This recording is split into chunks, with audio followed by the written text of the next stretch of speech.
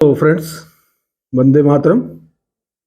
बहुत दिनों से एक ही तरह की चर्चा रोज रोज करते करते थोड़ा सा आज मोनोटोनस महसूस हो रहा था। तो मैंने कहा कोई जरूरी तो नहीं कि हमेशा जो है वो शास्त्रीय और आध्यात्मिक चर्चा ही किया जाए, कुछ और भी चर्चाएं हो सकती हैं।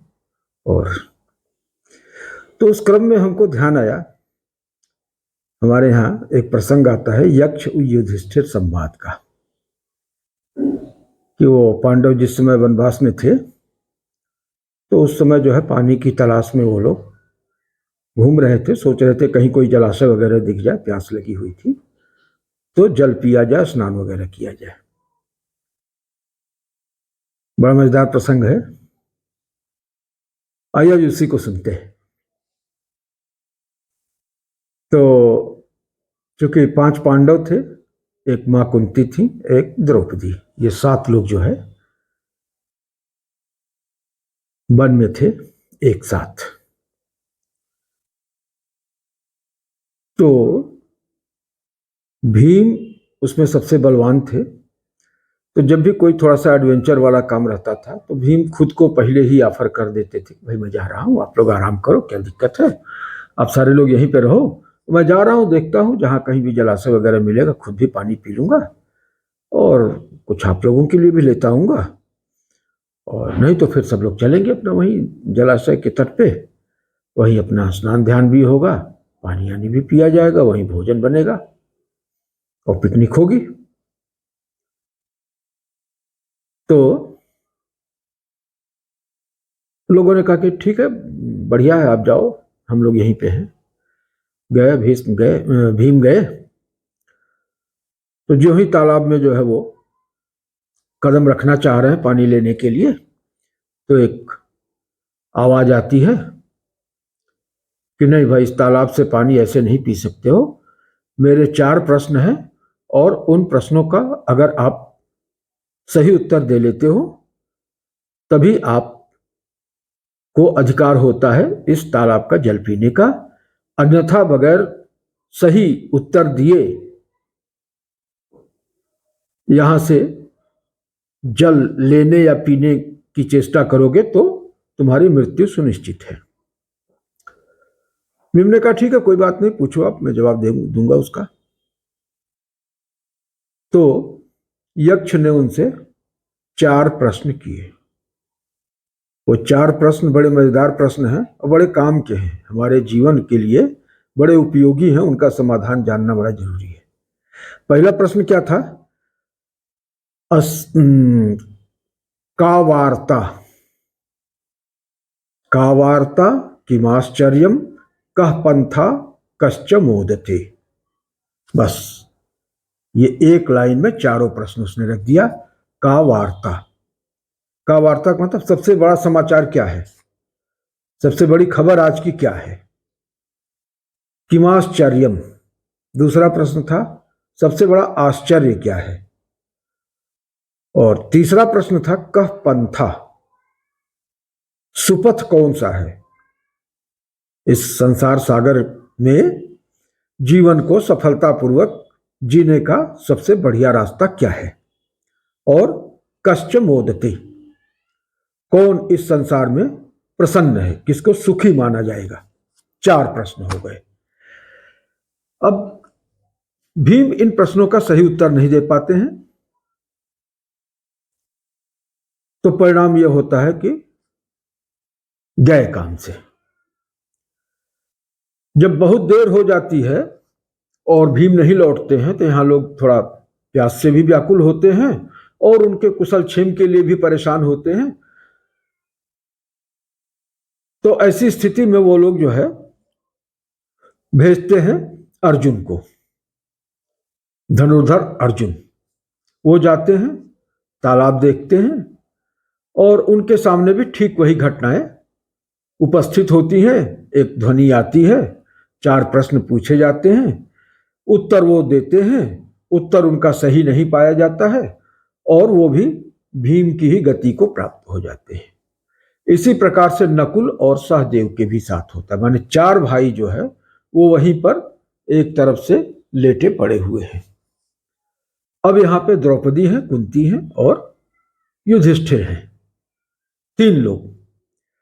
तो युधिष्ठिर 2 लोगों को कहते हैं कि आप लोग यही रहिए, मैं जाता हूं, देखता हूं और जो उचित होगा वो निर्णय लिया जाएगा, किया जाएगा। युधिष्ठिर वहां पहुंचते हैं तो देखते हैं कि चारों भाई जो है एक तरफ से पड़े हुए हैं। तो उनका माथा घूम जाता है कि ये बात क्या है। फिर जल की तरफ वो भी कदम बढ़ाते हैं, वही आवाज फिर से आती है। अच्छा, उन लोगों ने प्रश्न का उत्तर उसमें से जो है, भीम प्रश्न का उत्तर ही नहीं दिया, वो अवॉइड कर गए कि मैं इतना बलशाली हूं, मुझे कौन मारेगा। तो उन्होंने प्रश्न को अटेम्प्ट ही नहीं किया, कहे छोड़ो हटाओ, फालतू की बात करते, हमको प्यास लगी, हम पानी लेके जाएंगे। नकुल सहदेव ने कुछ प्रयास किया था, लेकिन सबकी गति वही हो गई थी। तो युधिष्ठिर जाते हैं, तो युधिष्ठिर चूंकि धर्मात्मा है, तो जब ये आवाज आती है तो वो रुक जाते हैं और विनम्रता पूर्वक कहते हैं कि आप जो भी हैं, आप अपने प्रश्न रखें और मैं यथाशक्ति उनका समाधान देने की कोशिश करूंगा, और अगर आप संतुष्ट होंगे तभी मैं जल यहां से ग्रहण करूंगा, अन्यथा स्थिति में मैं बिना जल ग्रहण किए वापस चला जाऊंगा। तो फिर उनसे वो प्रश्न आता है कि का वार्ता किमाश्चर्यम कह पंथा कश्च मोदते ब्रूहि में चतुरः प्रश्नान मृता जीवंतु बांधवा। ये 4 प्रश्न हैं और इन चारों प्रश्नों का अगर आप सही सही जवाब दे देंगे तो आपके जो ये मृत पड़े हुए भाई हैं ये फिर से जिंदा हो जाएंगे। तो युधिष्ठिर ने उसका जो है चारों प्रश्नों का अपनी मति के अनुरूप उत्तर दिया, और उस उत्तर से प्रश्नकर्ता जो था वो प्रसन्न हुआ, प्रकट हुआ। वो एक यक्ष थे, यक्ष प्रकट हुए और उन्होंने युधिष्ठिर को वरदान दिया, जल ले जाने की अनुमति दी और चारों मृत भाइयों को भी जिंदा कर दिया। तो देखिए अब क्या प्रश्न था, क्या उत्तर था। प्रश्न था का वार्ता, माने आज का सबसे प्रमुख समाचार क्या है। युधिष्ठिर ने उसका जवाब दिया, अस्मिन् महामोहमये कटाहे सूर्याग्निना रात्रि दिवेंधनेन मासर्तु दर्वी परिघट्टनेन भूतानि कालः पचतीति वार्ता। ये संसार जो है ना, एक बहुत बड़ा खौलता हुआ कड़ाहा है, और मास और ऋतुएं, ये जो है ना, मासर तो दरवी, ये दरवी है, कलछा है जिससे कि चलाया जाता है। जब वो जैसे खोया भूनने वाला जो है ना, वो दूध को भूनता है ना तो खोया निकलता है, तो क्या करता है, वो एक करछा लिया रहता है, बड़ा सा करछा से बराबर उसको चलाता रहता है ताकि वो जले ना और दूध पूरी तरह से सूख के ठोस हो जाए। तो यही उपमा दे रहे हैं कि अस्मिन महामोहमय कटाहे, बड़े से कड़ाहे में, सूर्याग्निना रात्रि दिवेंधनेन, सूर्य अग्नि रात्रि और दिवस ये ईंधन स्वरूप हैं जो उसकी भट्ठी में बराबर जल रहे हैं और कड़ाहे को तप्त रख रहे हैं। सूर्याग्निना रात्रि दिवेंधनेन मासर तु दर्वी परिघट्टनेन, मास और ऋतुएं ये दरवी हैं जो उसको बराबर चला रही हैं, उलट पलट रही हैं ताकि बढ़िया से सिक जाए, भुन जाए, पक जाए। मासर तु दरवी परिघट्टनेन भूतानि कालः पचतीति वार्ता। और इस तरह से भूत प्राणियों को उस बड़े से कड़ाहे में पका रहा है काल जो है, और जब वो लोग पक जाते हैं तो उसको अपना भक्षण कर लेता है। यही जो है आज का समाचार है। तो देखिए कितना मजेदार समाचार है। ये कड़ाहे में हम लोग भी जो है रोज मासर तु दरवी से जो है चलाए जा रहे हैं, और सूर्याग्निना रात्रि ये सारे ईंधन के रूप में जो है वो टेम्परेचर दे रहे हैं उस भट्टी में, और उस भट्टी के ऊपर जो कड़ाही पड़ी हुई है उसमें हम सारे लोग पकाए जा रहे हैं। लेकिन इस बात को महसूस नहीं करते हैं, बड़े मजे में जी रहे हैं कि बस क्या पूछना है, जो है उससे बढ़िया कुछ हो ही नहीं सकता। तो ये हो गई वार्ता। उसके बाद क्या कहे, का वार्ता किमाश्चर्यम। तो ये तो समाचार हो गया, आज की ताजा खबर हो गई। अब सबसे बड़ा आश्चर्य क्या है, तो क्या बताए, सबसे बड़ा आश्चर्य, अहनि अहनि भूतानि गच्छन्ति यम मंदिरम शेषम स्थिरत्वमिच्छन्ति किमाश्चर्यमतः परम। रोज रोज हजारों लाखों लोग जो है वो मर रहे हैं और यमराज के दरबार में हाजिरी के लिए पहुंच रहे हैं। बावजूद उसके जो लोग अभी हैं यहाँ पे वो सोचते हैं कि हम जो है स्थिर रहें, हमारी मौत न हो, जबकि रोज देख रहे हैं हजारों लोगों को मरते हुए। तो इतना बड़ा सत्य अपनी आंखों के सामने घटित होते हुए देखने के बावजूद भी शुतुरमुर्ग की तरह अपना चोंच रेत में छुपा के जो सोचे कि आंधी आएगी तो अब मेरा कुछ नहीं बिगड़ेगा, तो उसकी बुद्धि के बारे में क्या कहा जाए। तो वो हालत हम लोगों की है कि रोज देख रहे हैं एक सत्य को, प्रकृति हमें समझाने की कोशिश रोज कर रही है कि देखो ये मृत्यु है, ये तुम हो, और तुम्हारे सामने तमाम लोग जो है मृत्यु के ग्रास बन रहे हो। तुम्हारी कहानी भी इससे बिल्कुल अलग नहीं है, आज नहीं तो कल तुम भी ग्रास बनोगे। या ये भी क्यों कहा जाए कि आज नहीं तो कल बनोगे, ये कहा जाए कि टुकड़े टुकड़े में, किस्तों में तुम ग्रास बन रहे हो। कल जो थे आज नहीं हो, उसमें से कुछ घट चुका है, आज जो हो कल नहीं रहोगे, उसमें से कुछ घट जाएगा, और घटते घटते एक दिन शेष बचेगा शून्य। तो इससे बड़ा आश्चर्य कुछ नहीं है कि आदमी अपने आप को नित्य मानता है और इस अनित्य जीवन की नित्यता की भ्रांति में नाना प्रकार के उपद्रव उत्पात करता रहता है, अत्याचार अनाचार करता रहता है, जबकि उसे मालूम है कि इस जीवन की क्षण भंगुरता में कोई संशय नहीं है, और इस शरीर के नाते जो भी चीजें बनी है या जिनसे भी संबंध बना है वो इस शरीर के रहते तक ही संभव है। जिस दिन ये शरीर छूटा उस दिन शरीर के नाते जितनी भी चीजें हैं उन सारी चीजों से डिस्कनेक्शन हो जाएगा। तो यह सबसे बड़ा आश्चर्य है। इससे बड़े आश्चर्य की बात कोई नहीं है कि जैसे कुएं में भांग पड़ी है, हम सारे लोग भांग खा के मस्ती में झूम रहे हैं और दिखाई नहीं दे रहा है, आंख के सामने रोज देखते हैं कि सैकड़ों हजारों लोग रोज कूच कर रहे हैं। तो ये हो गया का वार्ता किमाश्चर्य कह पंथा। तो अब अगर ये समाचार है और ये सबसे बड़ा आश्चर्य है तो मार्ग क्या है। तीसरा उसने कहा कि मार्ग क्या है। तब युधिष्ठिर ने बताया कि वेदा विभिन्ना स्मृतयो विभिन्न नासौ मुनिर यस्य मतम न भिन्नम धर्मस्य तत्वम निहितम गुहायाम महाजनो ये न गतः सपंथा। क्या मतलब हुआ, बताया कि बहुत सारे से वेद हैं और वेदों में भी बहुत सारे से मत हैं, और जरूरी नहीं कि एक मत दूसरे मत के बिल्कुल समरूप हो, उनमें आपस में भी भेद है। एक मत के अंतर भी मतांतर है और विभिन्न मतों में भी अंतर है, ऋषियों में अंतर है, वेदों में अंतर है, शास्त्रों में, विद्वानों में मतैक्य शायद ही कभी होता है।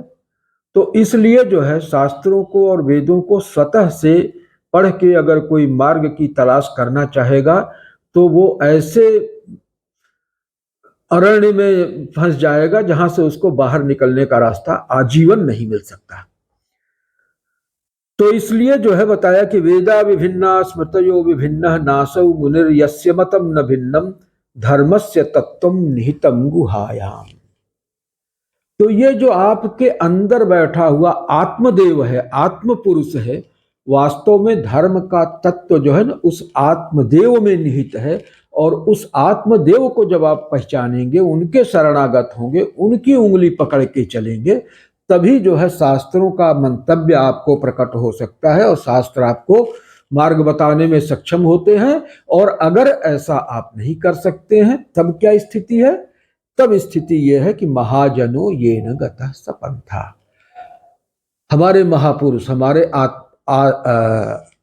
आप्त पुरुष, आप्तजन, ऋषिजन, मुनिजन, गुरुजन, मार्गदर्शक गण जिस रास्ते का अनुसरण करते हैं, आंख बंद करके उसी रास्ते पर चले चले। ये थंब रूल हो गया, फुल प्रूफ सिक्योरिटी है यहाँ पे।